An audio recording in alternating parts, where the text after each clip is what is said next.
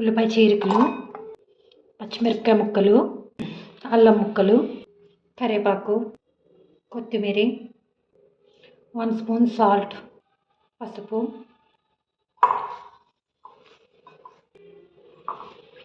ఇవన్నీ బాగా కలుపుకోవాలి.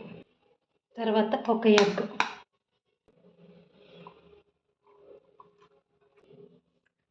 సరిపడా శనగపిండి,